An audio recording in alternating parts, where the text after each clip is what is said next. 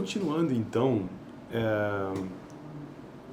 esta playlist sobre sociolinguística, que nada mais é do que a relação entre língua e sociedade. Então, sociolinguística é a relação entre sociedade e língua, ou seja, o uso real da língua, né? Basicamente é isso.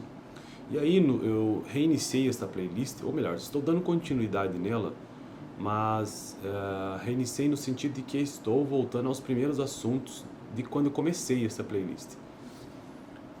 Ou seja, os primeiros textos deste livro aqui, ó, Introdução à Linguística, Domínios e Fronteiras, parte 1 não, volume 1, né? E aí lá no começo do livro, Sociolinguística, parte 1, existem considerações iniciais, existem as considerações iniciais, e tudo começa ali com um panorama histórico, né? A história da linguística em si. E no vídeo passado eu tratei sobre eu não sei se a pronúncia correta é essa, mas é o que eu consigo ler.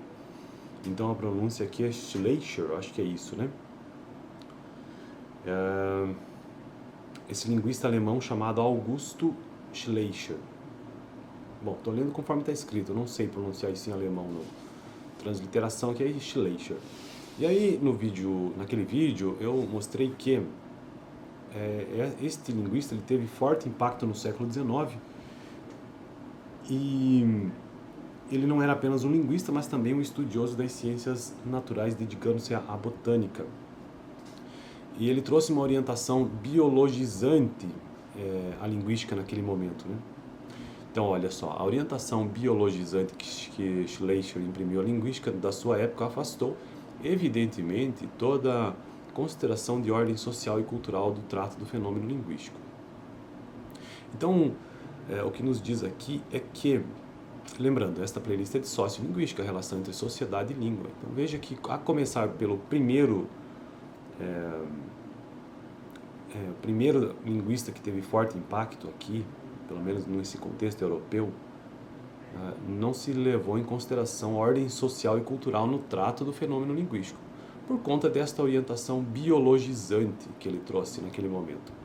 Vamos ver um trecho aqui, ó. Schleicher não era apenas um linguista, como já disse, mas também um estudioso das ciências naturais, dedicando-se à botânica.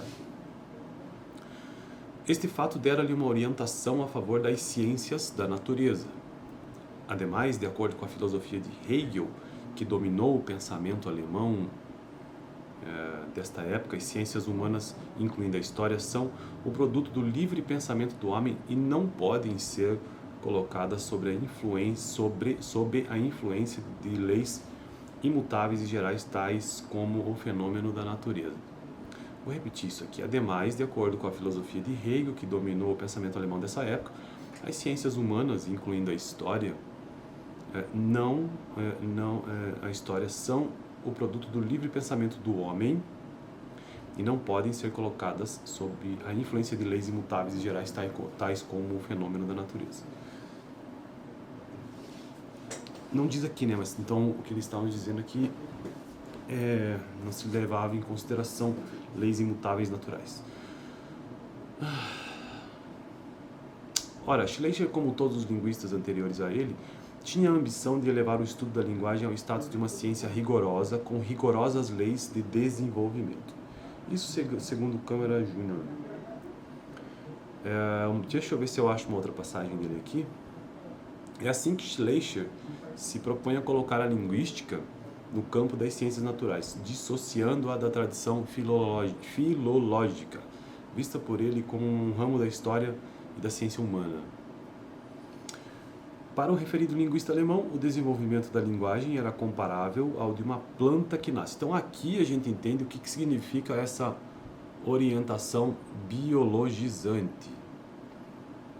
Neste trecho, a linguagem é vista, para o referido linguista alemão, o desenvolvimento da linguagem era comparável ao de uma planta que nasce, cresce e morre segundo leis físicas. A linguagem é vista como um organismo natural ao que se aplica. Então eu tinha até entendido errado. Na verdade é o contrário, né? Ele vê mesmo como um organismo natural ao qual se aplica. Portanto, o conceito de evolução desenvolvido por Darwin a esse respeito Câmara Júnior relata o que se segue. De acordo com Schleicher, cada língua é o produto da ação de um complexo de substâncias naturais no cérebro e no aparelho fonador. Estudar uma língua é, portanto, uma abordagem indireta a este complexo de matérias. Desta maneira, foi ele levado a adiantar que a diversidade das línguas depende da diversidade dos cérebros e órgãos fonadores dos homens, de acordo com as suas raças, e associou a língua à raça de maneira indissolúvel. Advogou que a língua é o critério mais adequado para se proceder à classificação racial da humanidade. Então, a divisão da humanidade conforme a língua, né? Então, esta é a visão, né? A orientação biologizante que Schleicher imprimiu à linguística, repetindo, né, da sua época, afastou, evidentemente, toda a consideração de ordem social e cultural no trato do fenômeno linguístico. A relação entre linguagem e sociedade, reconhecida, mas nem sempre assumida como determinante, encontra-se diretamente ligada à questão de determinação do objeto de estudo da linguística. Isto é, embora admita-se que a relação linguagem e sociedade seja evidente por si só, o que na verdade é óbvio até, né? É possível privilegiar uma determinada óptica, né? Aqui, por que está com óptica com P? E esta decisão repercute na visão que se tem do fenômeno linguístico, de sua natureza e classificação.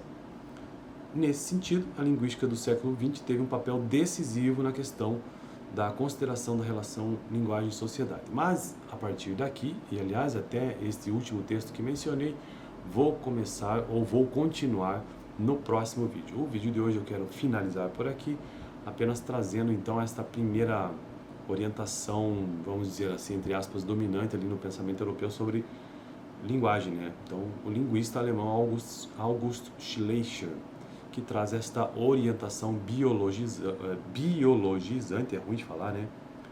Ou seja, que cada língua é produto da ação e um complexo de apenas substâncias naturais do cérebro e no aparelho fonador. Não se leva em consideração aqui, então, ordem social e cultural no trato do fenômeno linguístico. Beleza? Então, no próximo vídeo já vamos começar aí o século XX, porque aqui nós estamos no século XIX. E falaremos sobre Saussure, que é considerado o pai da linguística, inclusive.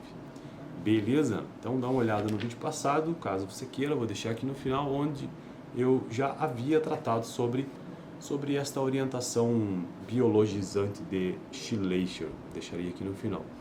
Esta é uma playlist de sociolinguística, como eu já mencionei, que eu gravo toda semana, uma vez por semana, né, toda terça-feira, aqui no canal. E o livro texto base que eu utilizo, o livro que eu utilizei na faculdade, estou utilizando, na verdade, eu já cursei essa disciplina, mas ainda estou na faculdade de Letras.